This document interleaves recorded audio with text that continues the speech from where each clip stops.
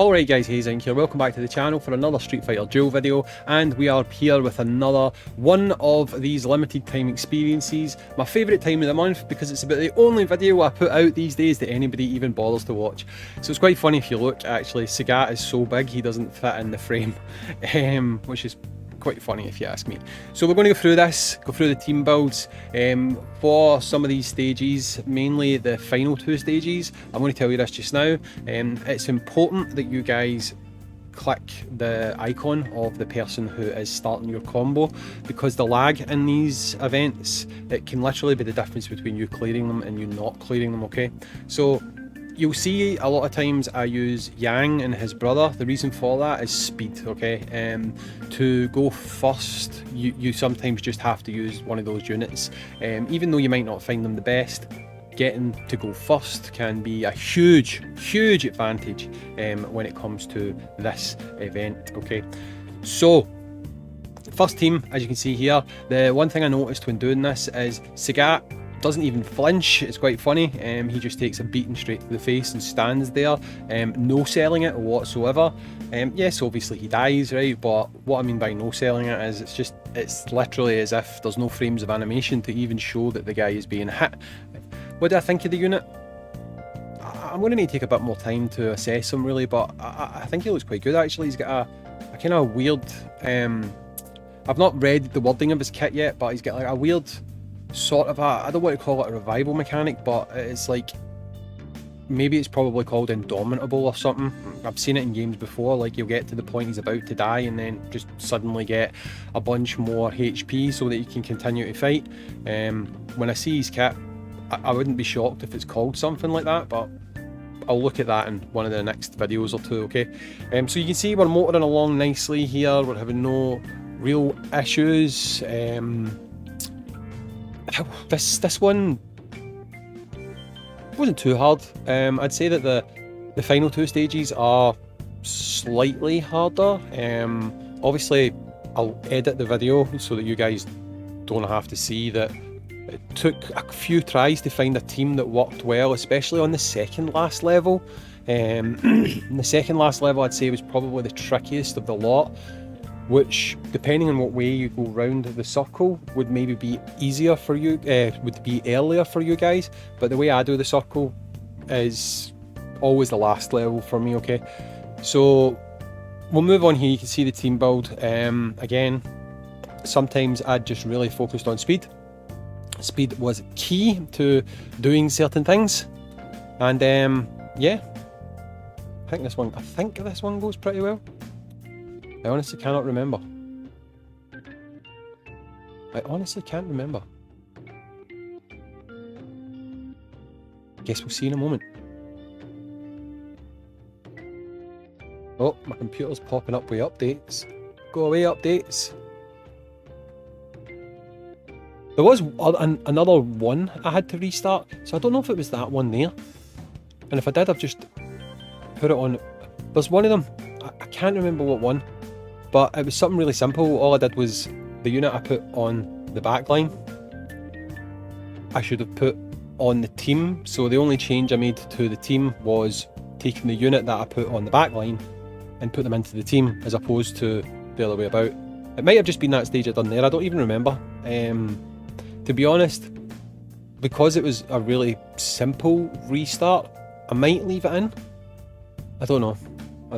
Like, I've got a lot on the day, so sitting trying to edit for ages is something I really don't have the time to do right now. So if I just left it in, I left it in. So moving on, again you'll notice I used Yang here, purely for speed. My antivirus software wants to restart my computer. Well, I'm in the middle of recording antivirus software. You can just go and piss off.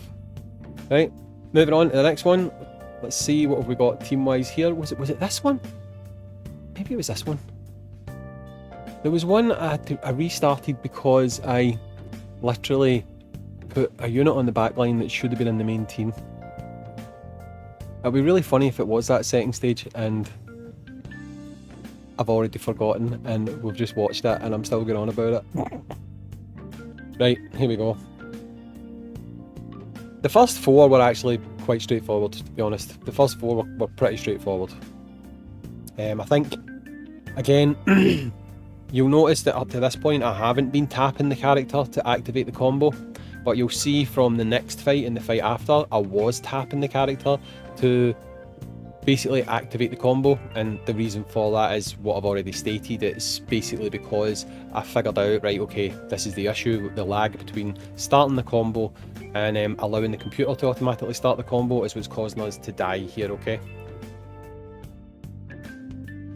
So, this is when I started tapping the screen, right?